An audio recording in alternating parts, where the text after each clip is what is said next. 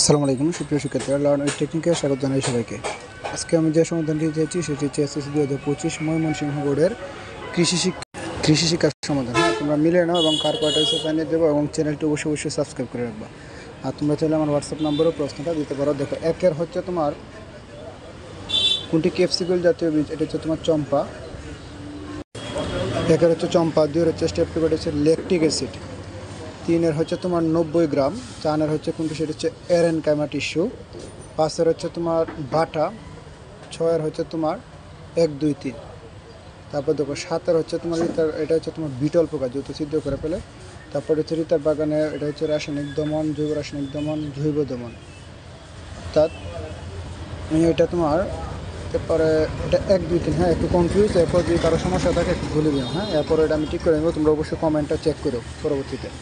তারপর 9 হচ্ছে মাটিকে প্রতিনিধিত্ব করেছে, এটা 1, 2, 3। মাটিস্থ ছত্রাক ও ব্যাকটেরিয়া কার্যকারিতা বৃদ্ধির জন্য প্রয়োজন। মাটিস্থ কীটপতঙ্গ দমন, জৈব সার প্রদান, এটা হচ্ছে তোমার জৈব সার প্রদান। তারপর হচ্ছে কণার বচনে ধান চাষের জন্য, এটা তোমার 4টা। এটা হচ্ছে তোমার 4টা দেখো। এরপর দেখো বলা হচ্ছে কোন ফসলগুলো মাটি ক্ষয় রোধে চাষ করা উচিত।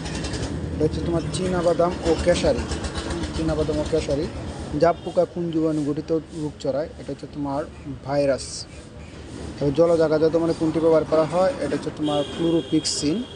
পুকুরে কোথায় বকচর থাকে, আচ্ছা এটা একটু কনফিউশন, অনেক খোঁজাখুঁজি করলাম, এরপরও এটা আমি জানিয়ে দিব। তবে আমার মনে হচ্ছে তোমার পুকুরের তোমার স্থলদেশে হতে পারে। এরপর তোমরা যদি জানো কমেন্টে জানিয়ে দিও, এছাড়া আমি জানিয়ে দেবো। আর এটা হচ্ছে তোমার 7 লিটার, কারণ হাফ লিটার থেকে 7 লিটার। তারপর গান্ধী পোকার আক্রমণে কোনটি হয়, এটা হচ্ছে ধান চিটা হয়। কোনটি আক্রমণে পাট ক্ষেত মাঝে মাঝে গাছ শূন্য হয়ে যায়, এটা হচ্ছে তোমার উড়চুঙ্গা। আচ্ছা, এরপর দেখো তেল সুর উদ্ভিদের বীজ মাটি হতে সংগ্রহ করা হয় কেন, এটা হচ্ছে সংরক্ষণের জন্য। আচ্ছা, এরপর হচ্ছে তোমার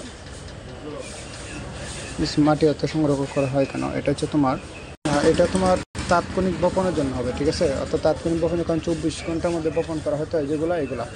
আচ্ছা, এরপর দেখো 20 নম্বর, কোন গাছ বীজ 24 ঘন্টার মধ্যে, এটা হচ্ছে তোমার চাপালিশ। তারপর হচ্ছে কৃষি পণ্য উৎপাদনের মূল উদ্দেশ্য হচ্ছে মুনাফা অর্জন। কৃষি সম্ভার হৃৎপিণ্ড কোনটি, এটা হচ্ছে তোমার সমবায় সংগঠন। তারপর হচ্ছে তোমার 23 হচ্ছে এটা তোমার বাঁশ দিয়ে পানি পিটানো, ঠিক আছে। এটা তো জানোই 1, 2, 3 তিনটাই হবে। তারপর দেখো সর্বশেষ যেটা বলা হয়েছে যে মুরগির লিটার কোনটি তৈরিতে ব্যবহার করা হয়, এটা হচ্ছে তোমার এক ধরনের যে খাবার আর কি। এটা হচ্ছে ব্রয়লার, অর্থাৎ আমরা যেটা পোলট্রি মুরগি বলি, এই পোলট্রি মুরগির খাবার। তো এই ছিল আজকের সমস্যার সমাধান। তো সবাই ভালো থেকে সুস্থ থেকো, লার্ন উইথ টেকনিক চ্যানেলের সাথেই থাকো এবং চ্যানেলটিকে সাবস্ক্রাইব করে রেখো। আল্লাহ হাফেজ।